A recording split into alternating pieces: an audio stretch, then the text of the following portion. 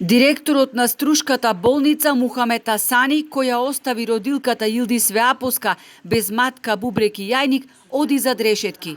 Битолска апелација ја потврди 3-годишната затворска казна, а во сила останува и забраната за вршење лекарска дејност во траење од 5 години.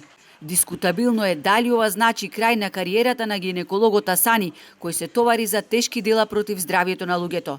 На останатите осомничени, синот на Асани Блертон и докторката Лилијана Јовановска, ќе им се суди од почеток. Потврдена е првостепената пресуда за првообвинетиот. Тоа значи дека во тој дел таа првостепената пресуда стана правосилна. А што се однесува за вторите обвинетите, уважена е жалбата на јавното обвинителство и премиерот вратена повторно разгледување и одлучување. Тоа подразбира дека за вторите обвинетиот повторно ќе се суди и судењето ќе почне од почеток. Мухамет Асани ќе треба да ја одлежи казната затвор во Битола или во Струга.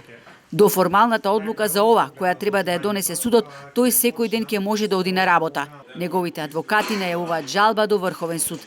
Ке поднесеме барање за вонредно преиспитување на пресудата до Врховен суд, со барање за одлагање на казната до одлука на Врховниот суд.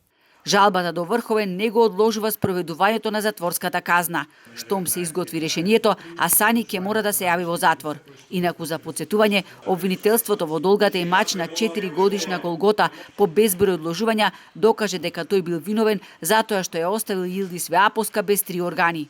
Таа беше оперирана во 2018 година и доколку не беше препратена на Скопскиот клинички центар, целата ситуација би завршила дури со смртен исход, констатираше судијата Јордан Јованов при изрекување на пресудата.